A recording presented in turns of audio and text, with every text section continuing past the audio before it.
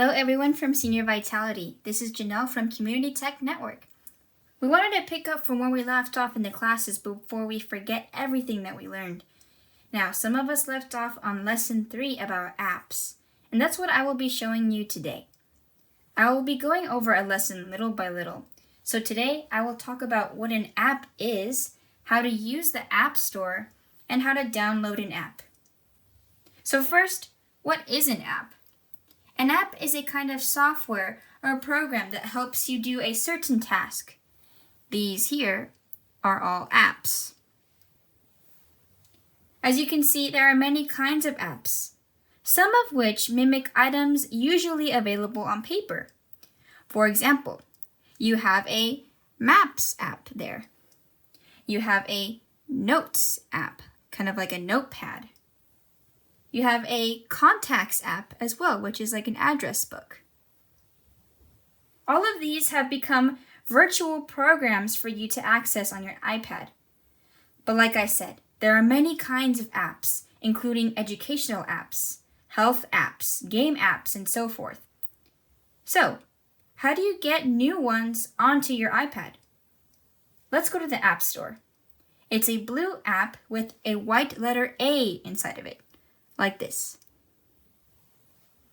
Tap it once you find it.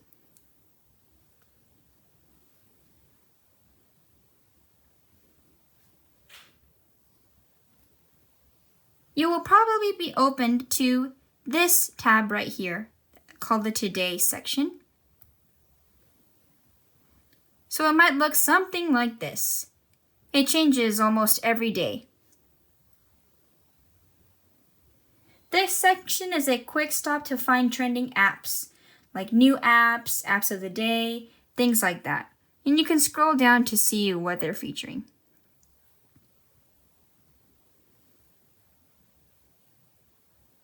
There's a section for game apps as well, which will suggest many popular and new games.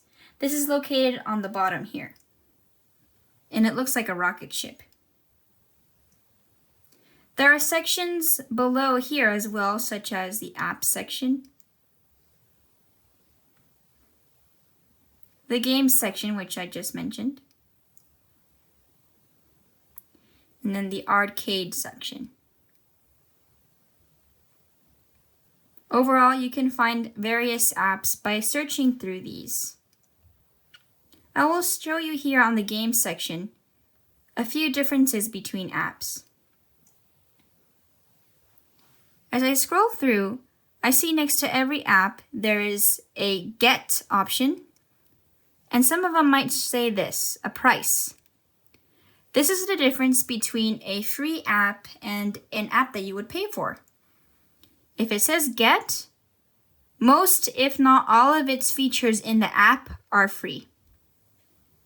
You might see also a little subnote that says in-app purchases. So that means that there are parts of the app that are inaccessible unless you pay for it. These, however, are completely accessible only if you pay for it, such as this one.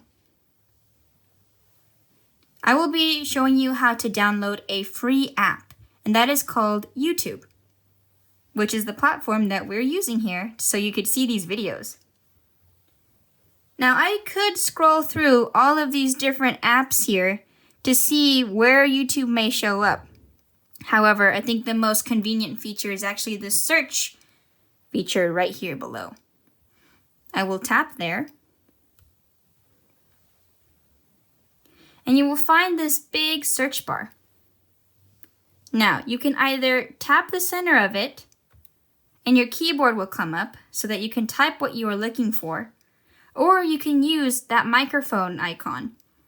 It will access your mic if you allow it, and you can speak into the microphone or talk to the iPad itself and say what you want to look for. I'm going to type in the word YouTube. However, if you already have that app, you are free to take this opportunity to search for something else that you need. As I type, you'll notice here on the left that some suggestions are coming up based off of what I'm typing.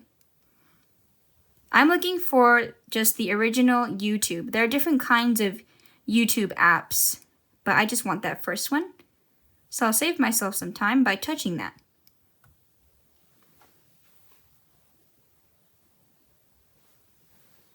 Like I said, there are many different kinds of apps.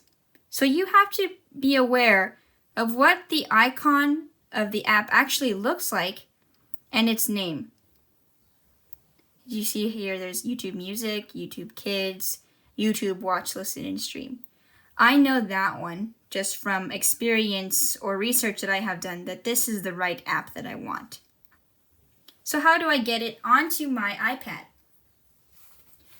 Well, normally here, where it has this little cloud with a down arrow, you would see something that says Get. Just like I mentioned before when we were looking at the Games app.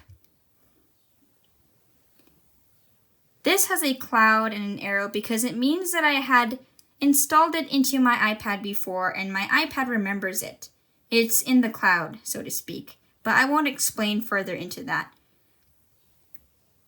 So what you should see here, if you haven't downloaded it before and deleted it, is, like I said, the Get option. When you see that, go ahead and tap it. I'm going to tap that cloud to put it back into my iPad like it was in the past. So I will tap that button. You'll see a circle loading like that, with almost a blue ring filling out little by little, and a square. That square is a representative of stopping, so if I touched it, I could stop this downloading from happening. Depending on your connection, or the size of the app even sometimes, it might take a while for it to fully load. But once this makes a complete blue ring, it will be available to open. So I'll wait for that.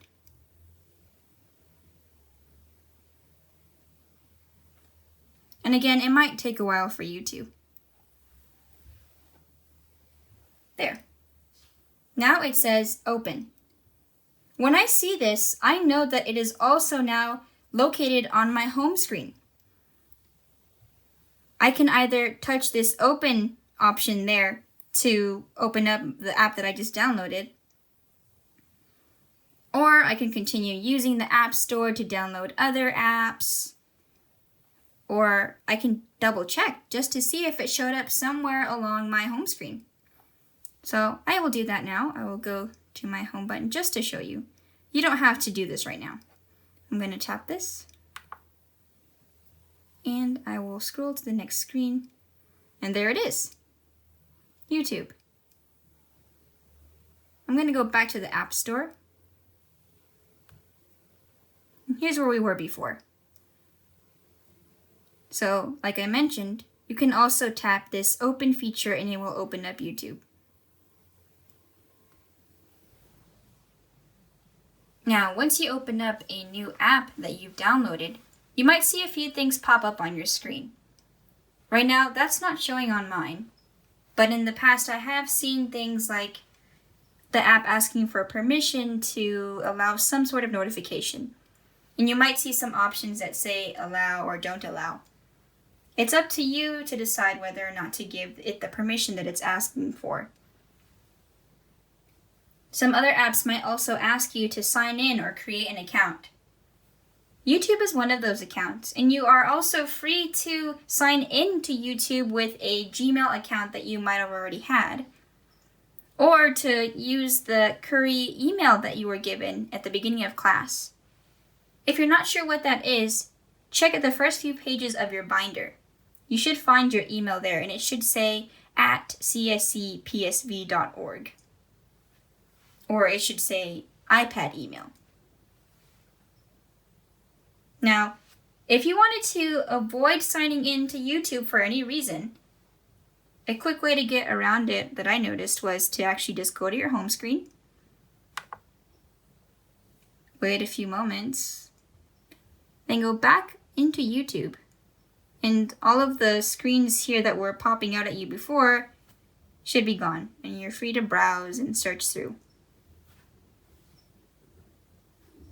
I'll go back to my home screen. Alright, so there's many more things to learn about apps, but that's all that I have for you today. I'll explain a bit more in the later parts. Otherwise, I hope this was helpful. And thank you for watching. Bye-bye.